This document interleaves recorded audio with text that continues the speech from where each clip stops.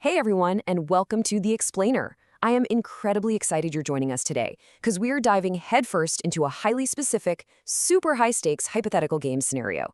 We're going to look at exactly how deep, established world lore can drive absolute table-shattering decisions in your tabletop games.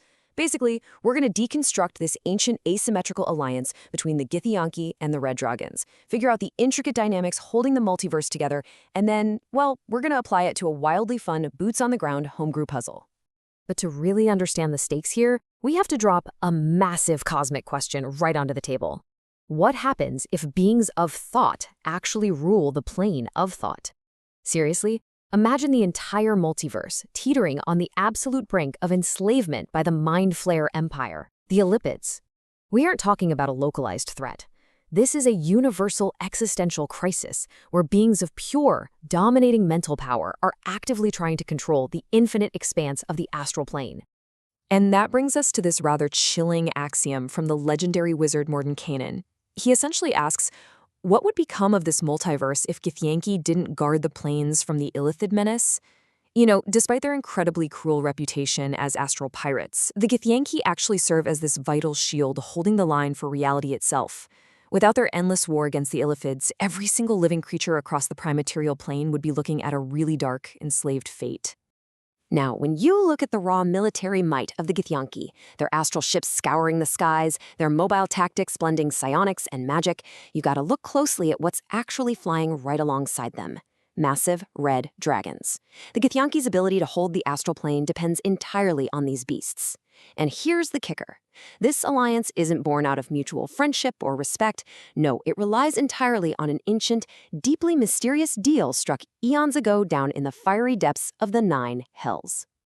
Right, so that deal is known as the Ephilemon Compact. Let's quickly break down how this actually went down. During their Great War of Liberation against the Mind Flayers, the Githyanki advisor, Vlaakith I, urged their champion, Gith, to go find allies. So Gith travels all the way to the Nine Hells to seek counsel with Tiamat, the Queen of Dragons. But Gith never came back. Instead, Tiamat's red dragon envoy, Ephilemon, shows up with the terms of a new pact along with a pretty heavy decree. Tiamat would pledge her red draggers to the cause, sure, but Vlaakith would now rule the Githyanki in Gith's place. But here's what's really interesting when you compare the terms. It is wildly asymmetrical. I mean, the Githyanki get protection for their outposts and some young dragons to use as mounts. Cool. But Tiamat? She essentially gets a multiversal training ground. Her brood gets combat experience, massive hordes of loots, and ego-boosting servitude. It really forces us to ask, what happens if this contract gets broken? What does Tiamat do to a rebellious dragon? Or what do the Githyanki do to a defector? Ultimately, you have to wonder, does this contract actually serve the Githyanki, or is it basically just serving Tiamat? Well, the answer reveals a pretty brutal irony. See, the agreement explicitly prohibits both races from using their abilities against each other. But the hidden power dynamic, it completely favors the Dragon Queen. While Tiamat is out there using the Githyanki to train her brood into these lethal, combat-hardened adults, the Lich Queen Vlaakith is secretly undermining her own people. Vlaakith promises her most powerful warriors ascension to paradise, but actually, and this is super dark, she just kills and devours their souls to fuel her own undead power. So Tiamat's forces are constantly growing stronger, while Vlaakith keeps her own top-tier forces carefully pruned. Section 1, Tactical Sovereignty and the Unwilling Contract. So this creates a really fascinating, highly sophisticated ethical situation for a warrior on the ground. The crucial point here is that Githyanki aren't just mere allies to these dragons.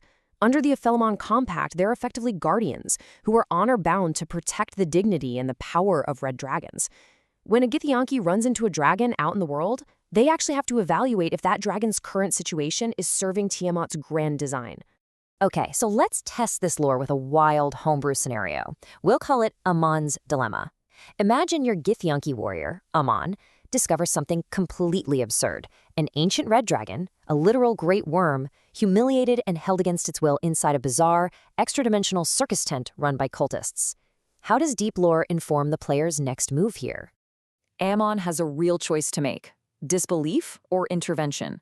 If the setup is just a clever illusion, or if the dragon is somehow radically unaware of its Tiamat-given status, Ammon might just shrug and exit the space. But if this mighty Great Wyrm is being held by an unwilling contract that humiliates it and degrades its massive ego among its kind, well, the Githyanki is honor-bound to Tiamat to intervene. Ammon absolutely must shatter that contract, even if it totally derails whatever their immediate mission was, because restoring that dragon's status honors the very foundation of their species' survival. Part 2. The Physics of the Astral Shield.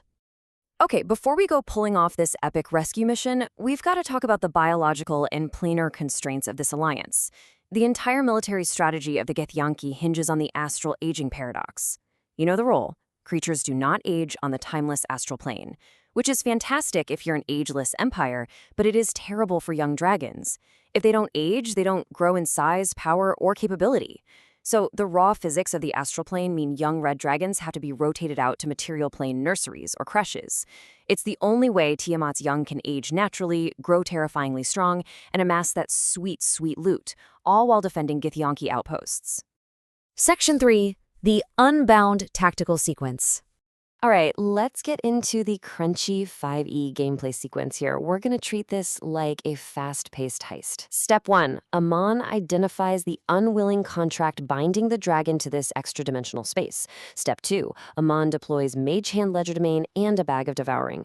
Step 3. By placing the Bag of Devouring, which, remember, is itself an extra-dimensional space, directly inside the extra-dimensional space of the circus tent, Ammon intentionally creates a massive, catastrophic planar rift.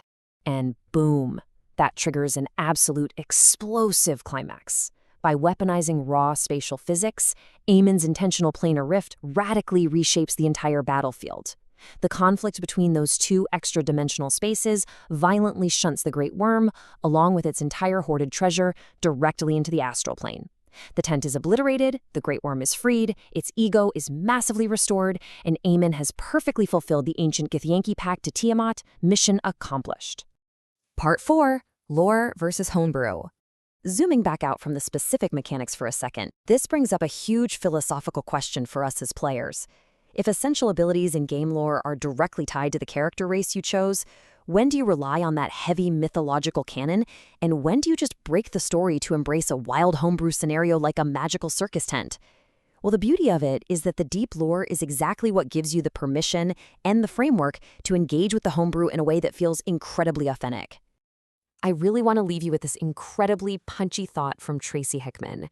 Play your character like you're driving a stolen car. Literally, let the deep lore drive your reckless, table-shattering decisions. When you understand exactly why your character's species made a pact with the Queen of Dragons thousands of years ago, you have all the narrative fuel you need to blow up a circus tent today. So next time you sit down at the table, I want you to ask yourself, are you just playing a character, or are you ready to weaponize the lore and break the story?